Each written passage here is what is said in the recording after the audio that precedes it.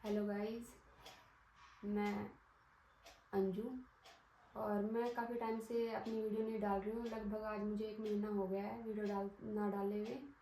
और मैं इस टाइम पे बहुत परेशान हूँ और मेरे साथ एक बहुत ही बड़ा हादसा हो चुका है जिसकी वजह से मैं वीडियो डाल नहीं पा रही थी, क्योंकि अब जो है मेरे पति कमल किशोर जी जो हैं वो हमारे बीच नहीं रहे। और ये उनकी फ़ोटो है।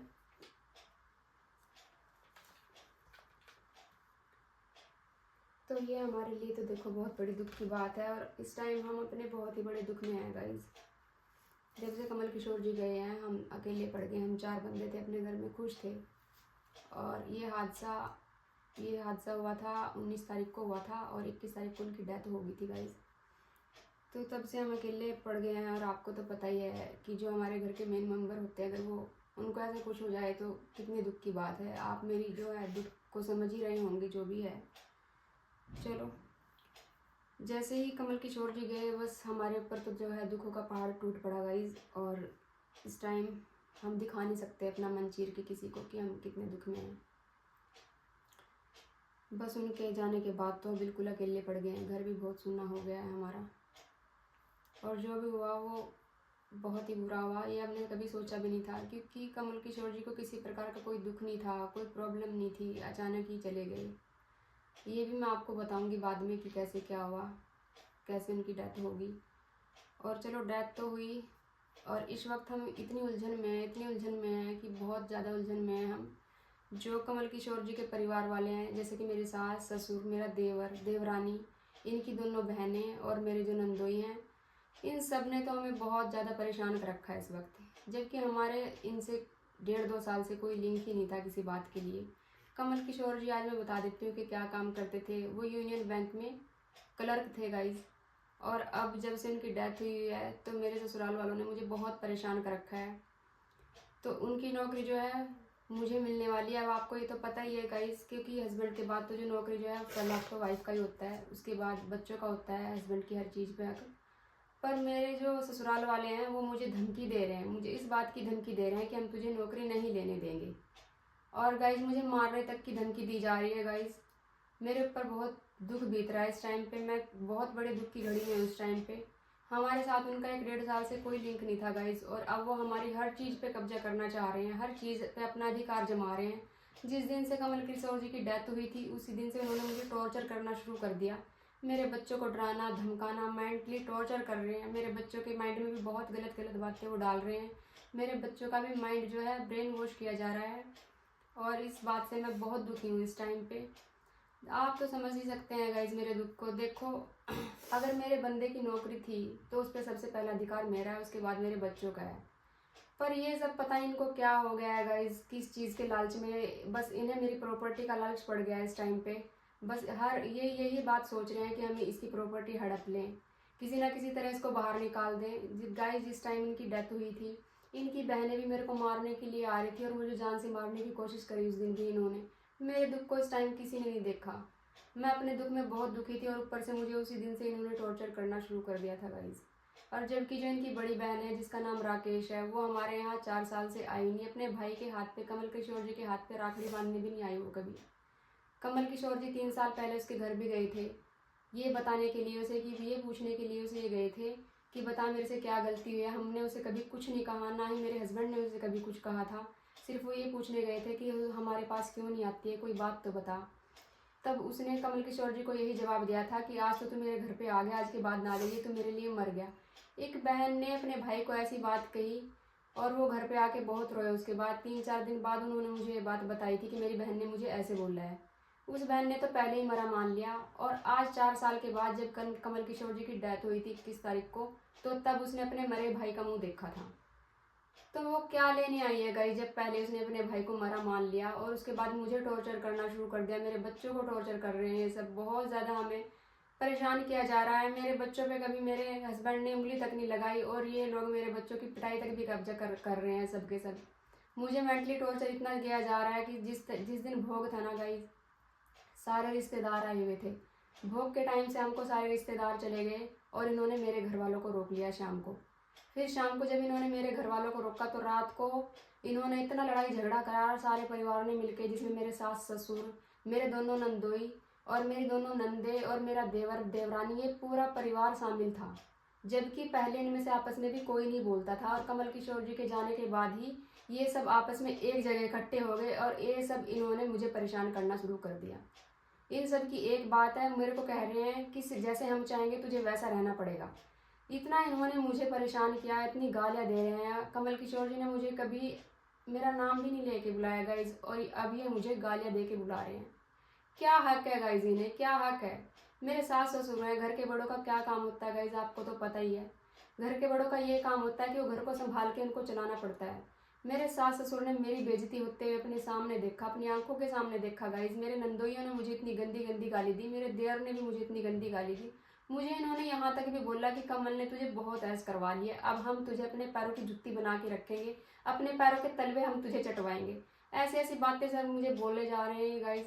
मैं क्या करूँ, मुझे कुछ समझ में नहीं आ रहा है। देखो, मैं अपनी एक सिंपल लाइफ गुजार रही थी। मुझे नहीं पता भाई बाहर की कोई भी चीज़, मैं कभी बाहर नहीं गई, कोई चीज़ें मैंने नहीं की हैं बाहर की, जैसे कि बाज़ार में कोई सामान लाना या कुछ भी, किसी भी तरह का काम मुझे बाहर का नहीं पता था। सिर्फ बाहर का काम कमल किशोर जी संभालते थे, और आज मुझे इतनी चीज़ें फेस करनी पड़ रही हैं उनके बाद। मैं एक उलझन में फंस गई हूँ, मुझे समझ में नहीं आ रहा कि अब सब कैसे हैंडल होएगा। उनके जाने के बाद तो मैं बिल्कुल अकेली पड़ गई हूँ, बिल्कुल अकेली पड़ गई हूँ। मेरे घर वालों की भी उन्होंने इतनी इंसल्ट की, भोग वाले दिन खूब गाली गलौज किया गाइज, और मेरे मायके वाले भी सुबह रोते रोते निकल गए। रात को इन्होंने मेरे मायके वाले को खाना तक नहीं पूछा, और इन्होंने सबने हंस हंस के खाना खाया मेरी इंसल्ट करने के बाद, मुझे गालियाँ देने के बावजूद गाइज भी। मेरे सास ससुर ने भी एक बार भी कुछ नहीं बोला इनको, वो भी सब इनके साथ मिले हुए हैं। जबकि मेरे सास ससुर का ये हक था कहने का कि चलो कोई बात नहीं, हमारा बेटा चला गया, ये अंजू को किसी को गाली देने का कोई हक नहीं है, अपने परिवार को समझाते तो सही गाइज। हम इसके साथ खड़े हैं, इन्होंने किसी ने मुझे सपोर्ट नहीं किया, ना ही मेरे बच्चों को इन्होंने सपोर्ट किया गाइज, और ऊपर से मुझे गाली पे गाली दे रहे हैं। और जिस दिन से वो गए हैं, बस ये मेरी बेइज्जती करने को लगे हुए हैं। हर किसी के घर जाके ये बोल रहे हैं वो करेक्टरलेस है, वो करेक्टरलेस है। मुझे समझ में नहीं आ रहा है ये ऐसा है, इन्हें क्या हो गया है, क्यों ऐसा कर रहे हैं गाइज। अगर मैं करेक्टरलेस हूँ तो मेरे मोहल्ले वालों को भी तो पता होगा कि मैं क्या हूँ और क्या नहीं हूँ। मोहल्ले वाले सारे मेरे साथ हैं गाइज, इस टाइम पे बहुत मुझे सपोर्ट कर रहे हैं। इतना मेंटली इन्होंने मुझे टॉर्चर किया गाइज भोग वाले दिन के मैं 3 दिन तक डिप्रेशन में चली गई। मेरे बच्चे भी एक जगह ही बैठे रहे 3 दिन तक, ना हम सोए, ना हमने खाना खाया, ना हमने पानी पिया। हम इतने डिप्रेशन में चले गए क्योंकि हम अपने घर में अच्छी तरह अपनी ज़िंदगी गुजार रहे थे, और इन्होंने आके हमें इतने डिप्रेशन में डाल दिया और हर चीज़ पे अपना कब्जा कर लिया उनके आते ही गाइज। हम 3 दिन तक एक जगह ही बैठे रहे, ना खाया ना पिया, कुछ भी नहीं, हम ऐसे ही बुत बन गए गाइज। हम अकेले पड़ गए बिल्कुल। पर फिर मुझे समझ में आया कि अब ऐसे तो काम चलने नहीं वाला है, मुझे अपने बच्चों का हक इन्हें दिलवाना पड़ेगा, मुझे इनके लिए खड़ा होना पड़ेगा। मैंने थोड़ा होश संभाला गाइज, और जो भी मुझे कमल किशोर जी के संस्कार के बाद मिलने आ रहे थे लोग, ये मिलने ही नहीं दे रहे थे उनसे मुझे। बस ये यही सोच रहे थे कि हम इससे किसी को मिलने ना दें, किसी को अंदर की बात ना बता दें कि हम इसे परेशान कर रहे हैं। इन्होंने बहुत ज़्यादा मेरे पास इतना पहरा लगा दिया, जब भी मुझे कोई मिलने के लिए आता था तो ये अपने आप ही आके बैठ जाते थे। भोग वाले दिन भी गाइस बैंक वाले सारे मेरे पास आके बैठ गए, तो इस पे भी इन सबको जेलिस होगी कि वो मेरे पास आके क्यों बैठे। देखो गाइस, बंदा मेरा गया, मेरे बच्चों का बाप चला गया, तो देखो वो तो मुझे ही जानेंगे ना, इनको क्या जानेंगे। वो मैंने उनको नहीं बुलाया था, वो मुझे ही जानेंगे क्योंकि वो मेरे ही पास उन्हें आना था। अब इसमें मेरी तो कोई गलती नहीं है गाइज। उस बात से बहुत जेलिस हो गई कि क्यों ही वो मेरे पास आए, हमसे उन्होंने क्यों नहीं बात की। अब मुझे नौकरी ना लेने के लिए इतने वो टॉर्चर कर रहे हैं कि हम तुझे नौकरी लेने ही नहीं देंगे, तुझे ख़त्म कर देंगे, तुझे मार देंगे हम।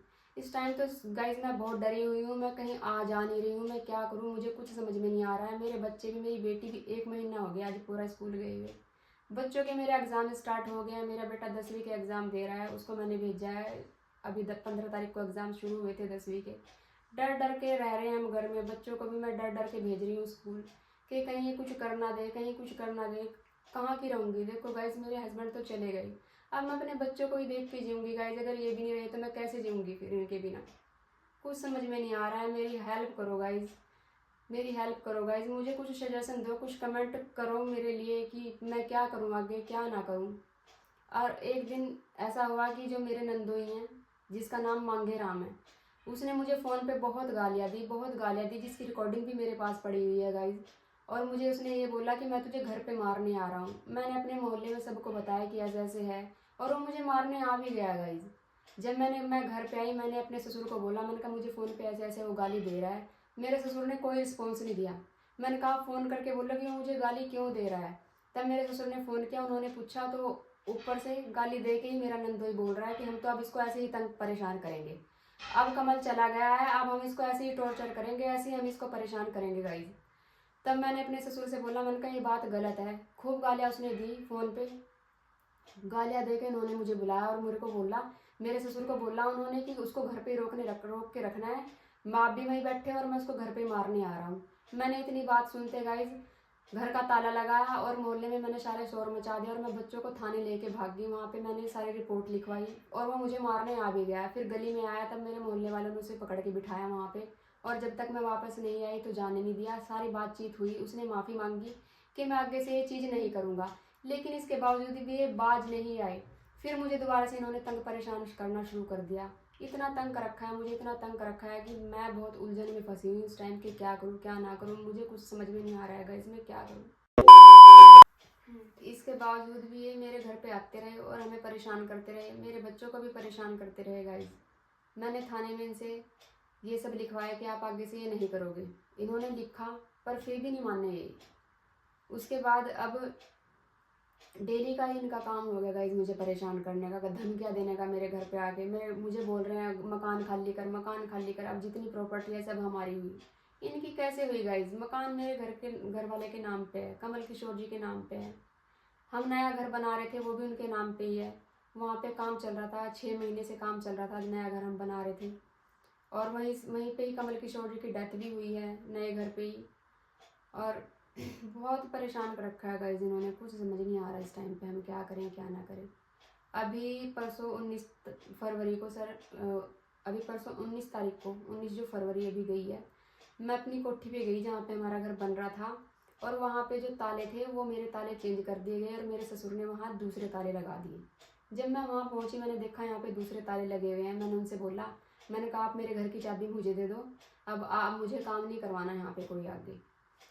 वो मेरे साथ लड़े वहाँ बहुत, और मुझे इस चीज़ की धमकी दी कि तू मालकिन कौन होती है, तुझे ख़त्म कर देंगे, हम तुझे यहाँ रहने नहीं देंगे, भटिंडा में तो हम तुझे रहने नहीं देंगे, तुझे तेरे मायके वापस भिजवाएंगे और या हम तुझे ख़त्म कर देंगे। उन्होंने मेरी कोठी की मुझे चाबी वापस नहीं करी और अपने ताले उन्होंने वहाँ पे लगा रखे थे।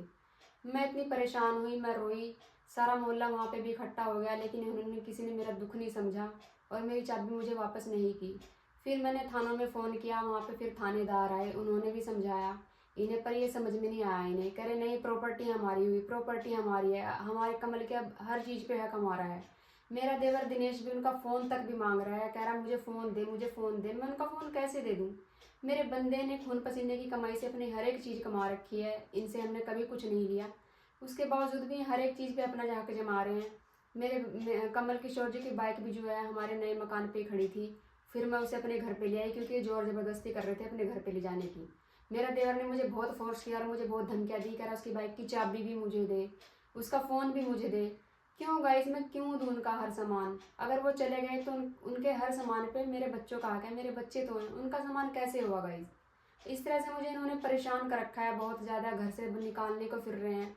परसों भी इन्होंने मुझे कोठी की चाबी नहीं दी, फिर पुलिस वाले वहाँ पे लेके आए, मेरे ससुर को थाने में बिठाया, वहाँ पे इन्होंने लिख के दिया कि मैं आगे से ऐसे परेशान नहीं करूँगा, पर फिर भी नहीं मान रहे। 3-4 थाने चली गई हूँ मैं, 3-4 थाने की शक्लें इन्होंने मुझे दिखा दी है, जिस औरत ने घर से बाहर कदम भी नहीं निकाला, आज वो ये सब फेस कर रही है। आप जान ही रहे होंगे कि इस वक्त मुझे कितनी मुश्किलों का सामना करना पड़ रहा है। वहाँ पे इन्होंने लिख के दिया कि हम आगे से ऐसे नहीं करेंगे, उसके बावजूद जब थाने से वापस आए तो 4 ताले लेके मेरा ससुर मेरे घर पे पहुँच गया, जिस जगह मैं रह रही हूँ, और मुझे यहाँ आके धमकी दे रहा है कि घर से बाहर निकल, मैं यहाँ ताले लगाऊंगा, ये घर मेरा है। ऐसे कैसे उसका घर है? रजिस्ट्री मेरे पति के नाम पे है, कमल किशोर जी के यहाँ की भी जो नया घर बना रहे थे वहाँ की भी रजिस्ट्री उनके नाम पे है। गाइस अभी ना लालच हो गया हर चीज़ का, अब ये सोच रहे हैं कि मैं अकेली पड़ गई हूँ, आगे पीछे कोई है नहीं, इसकी हर प्रॉपर्टी पे कब्जा कर लो, जो इनके सर पे कर्जा है वो ये उतारेंगे। मेरे देवर के सर पे भी बहुत कर्जा हुआ है, बस इन्हें लालच पड़ गया मेरी प्रॉपर्टी का, अब इसको धक्के दे के हम बाहर निकाल देंगे, सारा कब्जा हम अपने इसके घर मकानों पे कर लेंगे और अपना कर्जा उतार के हम आराम से रहेंगे। इनकी बेटियां भी यहाँ भटिंडा में किराए पे रहती हैं। इन सब ने मिलकर प्लान बनाया हुआ है और बहुत लंबा प्लान बनाया हुआ है इन्होंने कि इसकी सारी प्रॉपर्टी पे कब्जा हम करें और अब हम ऐश करें और इनको धक्के मार के घर से बाहर निकाल लें। ऐसा ऐसा है ना, इन्होंने गाइस मेरे वास्ते सोचा हुआ है। मैं इस टाइम बिल्कुल अकेली हूँ, कोई सपोर्ट करने वाला नहीं है, कोई कुछ नहीं है। उसके बाद मैं एसपी ऑफिस में भी गई थी, वहाँ पे उन्होंने आगे मेरा महिला थाना में केस डाला। वहाँ पे भी अभी मेरी सुनवाई चल रही है। अब आगे क्या होगा, मेरे हस्बैंड का PAN card, Aadhaar card, vote card, ATM card तक भी मेरे देवर दिनेश के पास ही है। जितनी बार भी मैंने उससे मांगा है वो मुझे उसने नहीं दिया और ऊपर से मुझे धमकी पे धमकी दे रहा है कि तेरे से जो होता है वो कर ले, मैं कोई डॉक्यूमेंट नहीं दूंगा। यहाँ पे बठिंडा में, लुधियाना में सबने मना कर दिया था डॉक्टरों ने कि ये बचेंगे नहीं कमल किशोर जी। तब हम उन्हें लुधियाना लेके गए थे और लुधियाना हॉस्पिटल के भी जहाँ जहाँ हम उन्हें लेके गए, जिस डॉक्टर के पास भी, सारे डॉक्यूमेंट मेरे देवर के पास ही हैं गाइज। और वो अब हमें बिल्कुल भी नहीं डॉक्यूमेंट एक भी दे रहा और धमकियों पे धमकियाँ मुझे दे रहा है। मेरे बच्चों को भी डराया धमकाया जा रहा है और बहुत ही डरे हुए इस वक्त मेरे बच्चे भी। ना स्कूल जा रहे हैं ना कहीं जा रहे हैं, बस घर पे ही बैठे हुए हैं गाइज। संस्कार पे आए थे बैंक वाले भी, और जिस टाइम कमल किशोर जी की डेथ बॉडी घर पे लेके आए तो संस्कार पे बैंक वाले 60,000 रुपये दे के गए थे। वो भी मेरे देवर ने खुद ही ले लिया। मैं तो अपने दुख में ही थी, मैं तो रोने धोने में ही रह गई। मेरे बच्चे भी, हमें किसी चीज़ का कोई पता नहीं था, हम इतने दुख में डूबे हुए थे उस टाइम। और इन्होंने मेरे घर वाले के संस्कार के 60,000 रुपये भी लेकर अपनी जेब में डाल दिए। मेरे हस्बैंड ने गाड़ी ली थी, वो गाड़ी भी मेरे देवर ने बेची 1,20,000 रुपये की, और वो पैसे भी इसी के पास हैं। अब वो पैसे भी नहीं है हमें दे रहा है, हर चीज़ से मुकर रहे हैं, हर चीज़ से मुकर रहे हैं। इन्हें क्या चाहिए, कम से कम मुझे मुंह से तो बोल के दिखा दें, मुंह से बोल के बताएं कि इन्हें क्या चाहिए, क्यों ये ऐसा कर रहे हैं। इन्होंने मुझे थानों के इतने चक्कर कटवा दिए कि मैं थक चुकी हूँ, गाइस। अब जा मुझे समझ में नहीं आ रहा है कि आगे मैं क्या करूँ, कहाँ जाऊँ, किसके पास जाऊँ। इतने थाने, और आज ऐसे हुआ जैसे परसों 19 तारीख थी, परसों इन्होंने साइन किया है कि हम आगे ऐसा नहीं करेंगे। उसके बावजूद मेरे घर पे 4 ताले लेके मेरा ससुर आया, यहाँ पे भी खूब बोला मेरे घर से निकल, मेरे घर से निकल, मैं ताले लगाऊंगा। यहाँ कहाँ जाऊँगी गाइज मैं अपने बच्चों को लेके, इस टाइम पे कहाँ जाऊँ मैं, मुझे समझ में नहीं आ रहा मैं अपने छोटे बच्चों को लेके कहाँ जाऊँ। और आज है 21 फरवरी, 21 फरवरी के दिन कमल किशोर जी की डेथ हुई थी। आज ही के दिन उनका संस्कार हुआ था। 1 महीना ही हुआ है आज मेरे हस्बैंड को गए हुए, और आज ही मुझे फिर थाने से फ़ोन आया कि मेरी सास ने मेरे खिलाफ कंप्लेंट कर दी है। बताओ गाइस, गलतियाँ ये कर रहे हैं, मार छेद ये हमें रहे हैं, ऊपर से कंप्लेंट भी यही कर रहे हैं। मैं बहुत परेशान होगी जी। मैं घर संभालूं, बच्चों को देखूं कि क्या करूं। ना इन्होंने हमें खाने का छोड़ा हुआ, ना रोने का, ना सोने का। हमें समझ में नहीं आ रहा है कि हम क्या करें और क्या ना करें, कहाँ जाऊं मैं। आप मुझे इस चीज़ के लिए सजेस्ट करो। अब इनके पास मेरी कोई बात नहीं है, अब घर घर जाके मुझे करेक्टरलेस बता रहे हैं ये। आप सोचो गाइज, मेरी शादी को 19 साल हो गए, मेरे घर पे ये कमल किशोर जी के सामने कोई भी नहीं आया, कोई भी नहीं आया। अब जिस दिन कमल किशोर जी की डेथ होगी तो क्या मैं एक दिन में करेक्टरलेस होगी? मेरे करेक्टर पे उंगलियां उठाई जा रही है कि मैं करेक्टरलेस हूँ। इनसे कोई पूछे जब से, कहाँ थे तुम 19 साल से? अगर कमल किशोर जी चले गए तो क्या करो, तो एक दिन में करेक्टरलेस होगी। इन्होंने ऐसे गंदे गंदे लांछन मेरे ऊपर लगाए। भोग वाले दिन भी इन्होंने, किसी ने शर्म नहीं की इस बात को। इनको कमल किशोर जी के जाने का किसी को कोई दुख नहीं है। अगर ये रो रहे हैं तो सिर्फ लोगों के आगे इन्होंने ड्रामा किया है कि हमें कमल के जाने का बहुत दुख है। पर गाइस ऐसा कुछ भी नहीं है, इन्हें कमल जी के जाने का कोई दुख नहीं है। इन्होंने तो, इन्हें चारों तरफ सिर्फ मेरी प्रॉपर्टी दिख रही है, पैसा दिख रहा है और कुछ नहीं। ये लालची बंदे हैं एक नंबर के। सिर्फ इन्हें लालच पड़ गया है मेरी प्रॉपर्टी का कि बस इसको धक्का मार के बाहर निकाल लें, इसके घर पे कब्जा करें, इसका जो नया घर बन रहा था उस पर भी कब्जा करें, इसके बच्चों को सड़क पे ले आए हम। इनके मन में सबके यही बात चल रही है। ये अभी भी आराम से ही बैठ रहे हैं, इतना कुछ होने के बावजूद भी। मेरा बंदा भी मर गया, और क्या चाहिए इन्हें, और क्या भी है, हमें भी मार के मानेंगे क्या? मुझे नहीं समझ में आ रहा है कि इनको क्या चाहिए। मुझे कम से कम बोल के तो बता दे कि चाहिए क्या भाई। ठीक है, अगर इन्हें मेरी प्रॉपर्टी चाहिए मैं दे दूंगी, सब कुछ देने को तैयार हूँ। मुझे मेरा बंदा मेरे सामने ला के खड़ा कर दे, बस सब कुछ ले लो मेरा। मुझे किसी चीज़ की ज़रूरत नहीं है, मुझे अपने बंदे की ज़रूरत है। मैं बंदे के साथ रहना चाहती हूँ, मेरे बच्चे अपने बाप के साथ रहना चाहते हैं। ले लो मेरा सारा कुछ, मेरा बंदा खड़ा कर दो बस मेरे सामने। इससे ज़्यादा मैं क्या कहूँ, और मैं तो सड़क पे ही रह लूँ अगर मेरा बंदा मेरे साथ हो तो। सबसे बड़ी सपोर्ट तो मेरे बंदे की थी मुझे, अब मुझे किसी की सपोर्ट नहीं है। और ये कभी मुझे, इन्होंने कभी दिलासा नहीं दिया जब से 1 महीना हो गया मरे हुए उनको। इन्होंने एक बार भी मुझे ये नहीं कहा कि चल भाभी, चल बेटा, हमारा बेटा चला गया, हमारा भाई चला गया, हम तेरे साथ हैं, तेरे बच्चों के साथ हैं, तुझे जिस चीज़ की भी ज़रूरत होगी हम तेरे साथ खड़े हुए हैं। आज 1 महीना हो गया गाइज, मुझे ही पता है मैं अपना घर कैसे चला रही हूँ। मेरे हाथ में आज एक भी पैसा नहीं है। इन्होंने किसी ने आके मुझे एक बार भी नहीं पूछा कि क्या तेरे घर का राशन खत्म हो गया, तुझे अपने बच्चों की फीस भी भरनी होगी। मुझे अपने बेटे की 18,000 फीस भरनी है, अपनी बेटी की 11,000 फीस भरनी है, मुझे राशन वाले के भी देने हैं, मुझे दूध वाले के भी देने हैं, सबके पैसे देने हैं। इन्होंने मुझे किसी ने इस बारे में एक भी बार आके नहीं पूछा। कहाँ से दूँ मैं सबके पैसे? सिर्फ मुझे खाने को आ रहे हैं, मुझे मारने को आ रहे हैं, मुझे धमकियाँ देने को आ रहे हैं। इसके अलावा इनके पास कोई चारा नहीं है। बताओ मैं क्या करूँ? मैं अपना मन किसे चीर के दिखाऊं कि मैं इस टाइम कितने दुख में हूँ। मैं तो अपने बंदे का दुख भी नहीं मना सकी। इन्होंने मुझे इतनी टेंशन में डाल दिया, इन्होंने तो मुझे और ही उलझनों में डाल दिया। कहीं मेरे पर थानों में रिपोर्ट कर रहे हैं, कहीं कुछ कर रहे हैं। क्यों भाई? परेशान मैं हूँ, रिपोर्ट भी ये करें, ये कहाँ का न्याय है? मुझे ये बताओ। करेक्टरलेस मुझे बता रहे हैं, ये कितने करेक्टरलेस हैं मैं भी बताऊंगी इनके बारे में, आपको जरूर बताऊंगी। मैं इन सब के पर्दाफाश मैं अब करूंगी, क्योंकि अगर ये मेरी बेइज्जती कर रहे हैं तो गाइज मैं भी क्यों बर्दाश्त करूँ। आज तक जो घर परिवार जुड़ा रहा ना गाइज, वो हमारी वजह से जुड़ा रहा। कमल किशोर जी मेरे बहुत भोले थे, कभी ज़्यादा बोलते नहीं थे, आपने भी वीडियोज़ में नहीं देखा ही है। पर ये ऐसे नहीं है, उनके परिवार में एक भी उनके जैसा नहीं है। ये सब सातिर दिमाग के हैं, सब बहुत चालाक हैं। इन्होंने अपने चेहरे पे शरीफी के पर्दे डाले हुए हैं और कुछ नहीं है।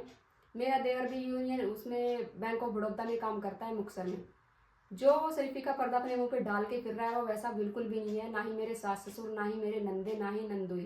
पूरा परिवार कमल किशोर जी का बिल्कुल भी ऐसा नहीं है जैसे कमल किशोर जी थे। मेरे बंदे का नाम भी कमल था, और मैं यही कहूँगी कि इतने गंदे कीचड़ में वो सिर्फ एक ही कमल खिला था। इतने गंदे कीचड़ में वो सिर्फ एक ही कमल खिला था। मेरा बंदा बहुत भोला भाला था, भगवान था मेरा बंदा। कभी उन्होंने हमें कभी कुछ नहीं कहा, ना अपने बच्चों को कभी कुछ कहा। और मेरे बच्चों को आज थप्पड़ तक सहन करने पड़ रहे हैं गाइज। मुझे गाली तक सहन करनी पड़ रही है कि मेरे बंदे ने आज तक मेरा नाम भी नहीं लेके बुलाया। हमेशा मुझे मैडम कह के बुलाते थे, और ये मुझे इतनी गंदी गालियाँ दे के बुला रहे हैं।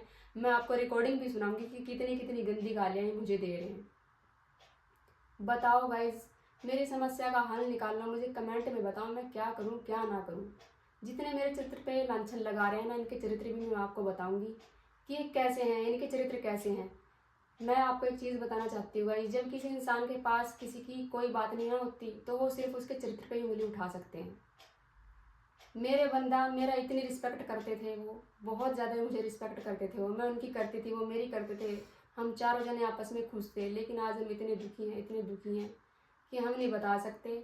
अब गाइज कल है 22 तारीख है, और कल फिर मेरी महिला थाने में सुनवाई है। वहाँ पे मैं जाऊँगी, देखूँगी वहाँ पे क्या होता है क्या नहीं होता है गाइज।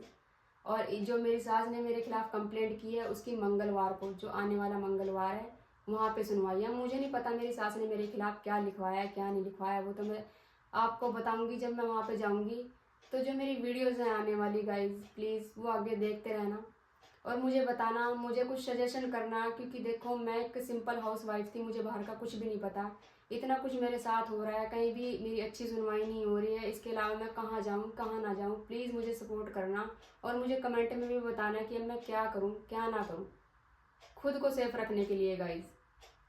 प्लीज़ मेरी ये वीडियो ज़रूर शेयर करना आगे से आगे, और आने वाले टाइम में भी जो जो मेरे साथ हो रहा है वो मैं सब आपको शेयर करूँगी, वीडियो बनाऊँगी, आपके साथ मैं शेयर करूँगी अपनी सारी चीज़ें। तो बताना आपको मेरी वीडियो कैसी लगी, और प्लीज़ मेरी समस्या का समाधान मुझे कमेंट में लिख के ज़रूर बताना कि क्या मैं करूँ आगे और क्या मैं ना करूँ। Thank you guys.